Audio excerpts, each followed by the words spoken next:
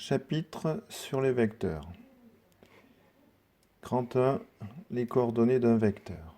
Définition. Dans un repère OIJ du plan, les coordonnées du vecteur AB sont celles du point M tel que le vecteur OM soit égal au vecteur OB. On les notera vecteur AB et entre parenthèses l'abscisse du point M et l'ordonnée du point M. Toujours l'abscisse au-dessus de l'ordonnée. Alors, sur l'exemple, on a le point M qui a pour coordonnées 3, 4. Eh bien, ce point M, c'est l'image de haut dans la translation de vecteur AB. Donc, le vecteur AB eh bien, a pour coordonnées 3 en abscisse, 4 en ordonnée.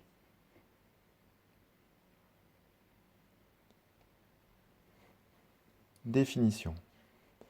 Soit A, le point de coordonnées XA, YA, et soit B, le point de coordonnées XB, YB, deux points du plan. Le vecteur AB a pour coordonnées en abscisse XA, B moins XA, en ordonnée YB moins YA. Coordonnées du point d'arrivée moins coordonnées du point origine.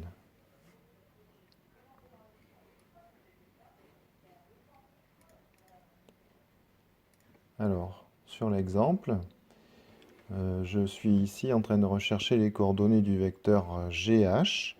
Donc le point G est le point origine, le point H est le point extrémité.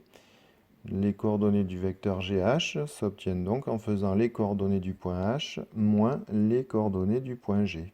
Donc en abscisse, on a XH moins XG, en ordonnée YH moins YG. Alors en remplaçant par les valeurs numériques, on obtient le vecteur GH qui a pour coordonnées en abscisse 5 moins moins 3. Attention au signe moins de la soustraction, ne pas le mélanger avec le signe moins de l'abscisse du point G. Et en ordonnée 6 moins 2, ce qui fait après simplification un vecteur GH qui a pour coordonnées en abscisse 8, en ordonnée 4. Alors, une petite remarque, tout de suite, on voit que entre plusieurs écritures d'un même vecteur, il ne faut pas mettre de signe égal ou n'importe quel symbole entre les différents vecteurs. Propriété. Deux vecteurs sont égaux si et seulement si ils ont les mêmes coordonnées. Alors ça paraît assez logique, assez évident. On a dit deux vecteurs sont égaux s'ils traduisent la même translation. On a dit d'autre part que les coordonnées d'un vecteur s'obtiennent en prenant l'image du point origine par le vecteur, par la translation qui a comme vecteur le vecteur en question. Donc on est bien dans des cas d'égalité de vecteurs et donc automatiquement les coordonnées sont aussi égales. Alors, une application, eh bien, ça pourrait être de vérifier que deux vecteurs sont égaux, mais plutôt on va utiliser cette propriété pour déterminer le quatrième point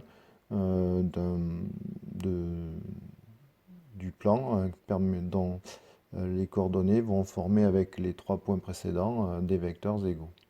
C'est le cas ici. Donc, soit A, un point de coordonnées 3, 2, B, un point de coordonnées 1, moins 2, et C, un point de coordonnées moins 1, moins 3. Donner les coordonnées du point M telles que les vecteurs AB et CM soient égaux.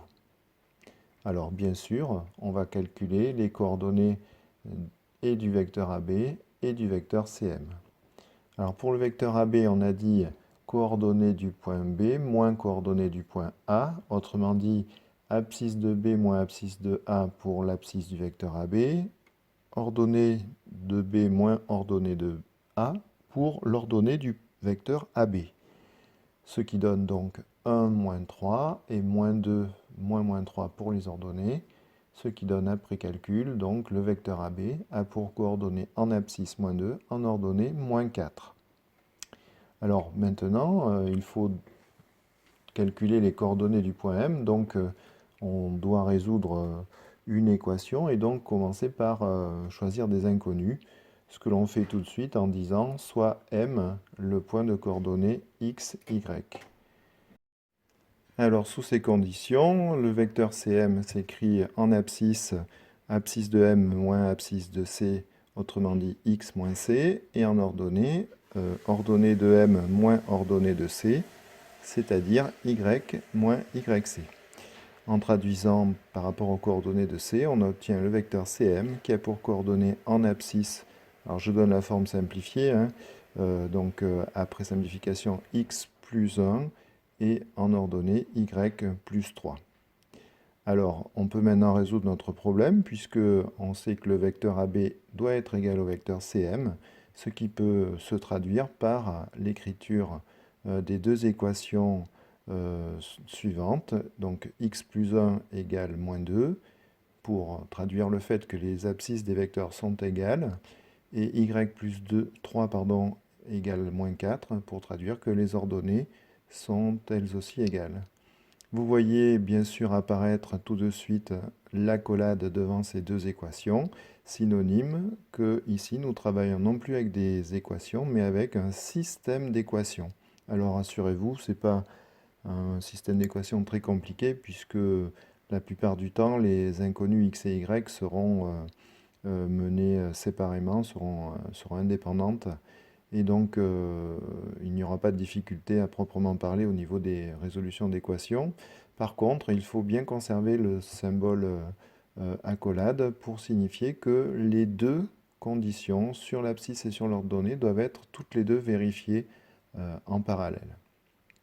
Alors, je reviens à mon système, donc x plus 1 égale moins 2 et y plus 3 égale à moins 4, et bien de façon très simple, on voit bien que ça donne x égale moins 3 et y égale moins 7. Donc le point M a pour coordonnées moins 3, moins 7. Vous pouvez faire une figure et vérifier qu'on a bien la relation